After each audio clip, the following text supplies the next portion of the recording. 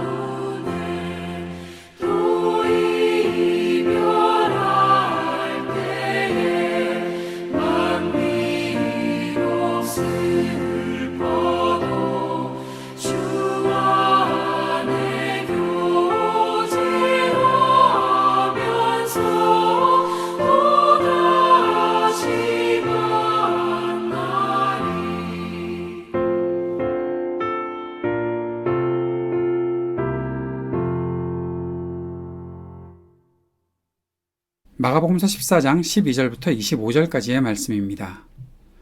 무교절 첫째 날에 곧 유월절 양을 잡는 날에 제 아들이 예수께 말하였다. 우리가 가서 선생님께서 유월절 음식을 드시게 준비하려 하는데 어디에다 하기를 바라십니까? 예수께서 제자 두 사람을 보내시며 말씀하셨다. 성 안으로 들어가거라. 그러면 물동이를 메고 오는 사람을 만날 것이니 그를 따라가거라. 그리고 그가 들어가는 집으로 가서 그 집 주인에게 말하기를 선생님께서 하시는 말씀이 내가 내 제자들과 함께 유월절 음식을 먹을 내 사랑방이 어디에 있느냐고 하십니다 하여라. 그러면 그는 자리를 깔아서 준비한 큰 다락방을 너에게 보여줄 것이니 거기에 우리를 위하여 준비를 하여라. 제자들이 떠나서 성 안으로 들어가서 보니 예수께서 말씀하신 그대로였다. 그리하여 그들은 유월절을 준비하였다. 저녁때가 되어서 예수께서는 12 제자와 함께 가셨다. 그들이 자리를 잡고 앉아서 먹고 있을 때 예수께서 말씀하셨다. 내가 진정으로 너에게 말한다. 너희 가운데 한 사람, 곧 나와 함께 먹고 있는 사람이 나를 넘겨줄 것이다. 그들은 근심에 쌓여 나는 아니지요 하고 예수께 말하기 시작하였다. 예수께서 그들에게 말씀하셨다. 그는 12 가운데 하나로서 나와 함께 같은 대접에 빵을 적시고 있는 사람이다. 인자는 자기에 관하여 성경에 기록되어 있는 대로 떠나가지만 인자를 넘겨주는 그 사람에게는 화가 있다. 그 사람은 차라리 태어나지 않았더라면 자기에게 좋았을 것이다. 그들이 먹고 있을 때 예수께서 빵을 들어서 축복하신 다음에 떼어서 그들에게 주시고 말씀하셨다. 받아라. 이것은 내 몸이다. 또 잔을 들어서 감사를 드리신 다음에 그들에게 주시니 그들은 모두 그 잔을 마셨다. 그리고 예수께서 말씀하셨다. 이것은 많은 사람을 위하여 흘리는 나의 피, 곧 언약의 피다. 내가 진정으로 너에게 말한다. 이제부터 내가 하나님의 나라에서 새 것을 마실 그날까지 나는 포도나무 열매로 빚은 것을 다시는 마시지 않을 것이다. 아멘. 예수님과 제자들은 유월절 음식을 함께 하기 위해 장소를 찾고 있습니다. 그런데 예수님은 예루살렘에 입성하실 때 나귀를 가져오게 하신 것과 비슷하게 제자들이 성 안으로 들어가면 준비될 다락방이 있을 것이라고 말씀하십니다. 그리고 말씀하신 것과 같이 방이 준비되었고 유월절이 준비되었습니다. 이 저녁 식사 자리에서 예수님께서는 제 아들에게 그들 중 한 사람이 예수님을 배반하고 넘겨줄 것이라고 말씀하십니다. 예수님의 말씀에 제 아들이 놀랐겠죠. 그 놀란 제 아들은 예수님께 나는 아니죠. 자신은 아니라고 그렇게 확인받고자 예수님께 묻고 있는 장면이 나타나 있습니다. 그런데 이상한 것은 예수님께서 식사 도중에 나와 함께 같은 대접에 빵을 적시는 사람이라고 지목하셨다는 겁니다. 빵을 같은 대접에 넣는 사람, 충분히 좁혀서 생각할 수 있지 않을까 싶습니다. 마가가 지금 이 자리에서 예수님과 같은 대접에 빵을 적신 사람이 누구라고 이 본문에서는 말하지는 않았지만 이미 마가는 가룟 유다가 예수님을 넘겨주기로 했다는 사실을 앞에서 기록했었죠. 예수님과 함께 식사를 하던 제자들도 가룟 유다를 주목하지 않았을까라는 생각을 해봅니다. 예수님께서는 그가 차라리 태어나지 않았더라면 좋았을 것이다 라고 말씀하시며 그에게 화가 있을 것이라고 하셨습니다. 예수님은 빵과 잔을 들어서 축복하셨지요. 그리고 제자들에게 나누어 주셨습니다. 빵은 예수님의 몸이라고 하셨고 잔은 예수님께서 흘리시는 언약의 피라고 말씀하시면서 성찬을 제정하시는 장면을 볼 수 있습니다. 제자들이 예수님께서 주시는 성찬에 참여한 것과 같이 우리도 성찬에 참여합니다.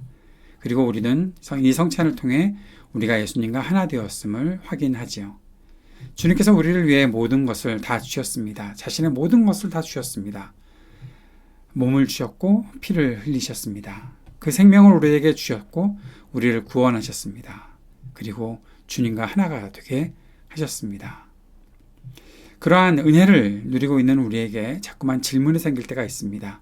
특별히 가룟 유다가 예수님을 파는 장면을 볼 때마다 마음에 찔림이 생길 때가 있죠. 아직도 나에게는 내가 주님을 배반하는 존재가 아닐까 하는 의심이 들기도 하는 것입니다. 왜 그런 의심이 우리에게 생길까요? 주님의 말씀을 온전히 따르지 못하는 나의 약함과 어리석음이 주님과 나 사이에 틈을 만들고 있어서 그렇다라는 생각을 해보게 됩니다. 사랑하는 여러분, 이 틈이 생기지 않게 하려면 무엇을 해야 하겠습니까? 바로 주님의 말씀에 경청하고 그 말씀을 경청하고 기억하는 것, 그리고 그 말씀을 붙잡고 순종하며 살아가는 것, 그것이 우리 삶에 있어야 하겠고 그것을 더 간절히 원하며 살아가야 할 때가 아닐까 생각해 봅니다. 주님은 분명히 우리에게 지혜를 주시고 힘을 주시는 분이시죠.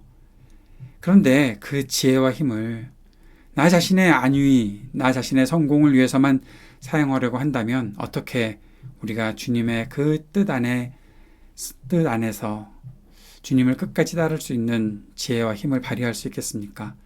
어리석음과 약함에서 벗어날 수 없는 그러한 존재가 되지 않을까 하는 생각을 하게 되는 것이죠. 나 자신을 위해서 주님께서 주신 복을 그렇게 써버리게 된다면 말입니다. 그러나 여러분, 우리에게 주신 힘과 지혜를 주님께서 원하시는 일에 사용하면서 산다면, 그리고 주님께서 복을 주실 때 그 복을 주신 이유를 분명히 인식하고 살아간다면 주님과 영원히 동행할 수 있을 것입니다. 그렇게 우리를 인도하시려고 주님은 모든 것을 준비하셨지요. 오늘 그 주님을 향해 우리의 마음을 모아 나아갈 수 있는 그러한 믿음의 삶이 우리에게 이어질 수 있었으면 좋겠습니다. 그 마음 품고 함께 기도합시다. 주님에게서 돌아서지 않고 끝까지 주님과 동행하는 은혜를 누리게 하옵소서. 하나님 나라 복음의 일에 우리가 쓰임받으며 살게 하소서. 세상의 모든 분열과 다툼, 전쟁이 그치게 하시고 평화의 세상을 일구며 살아가게 하소서. 몸과 마음이 아픈 이들, 이태원 참사로 인해서 아파하며 고통스러워하는 모든 이들에게 주님께서 치유의 은총을 베풀어 주옵소서. 위로하여 주옵소서. 그리고 우리가 살고 있는 이 땅이, 이 삶의 터전이 보호되고 또 희망이 있게 하여 주옵소서. 기도합시다. 청년들을 위해서 계속 기도해 주십시오. 소외된 노인들과 이웃들을 위해 함께 기도해 주시기 바랍니다. 교회를 위해서도 계속 기도할 수 있기를 바랍니다. 함께 기도드리겠습니다.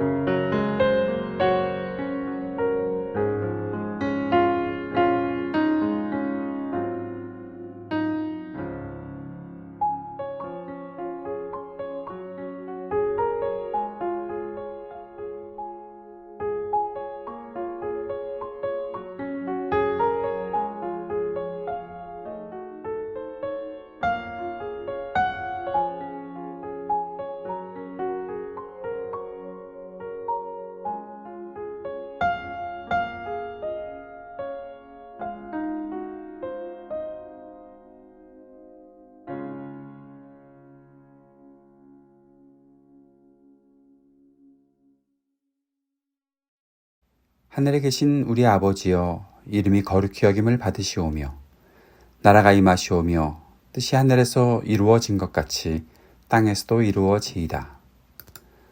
오늘 우리에게 일용할 양식을 주시옵고 우리가 우리에게 죄 지은 자를 사하여 준 것 같이 우리의 죄를 사하여 주시옵고 우리를 시험에 들게 하지 마시옵고 다만 악에서 구하시옵소서.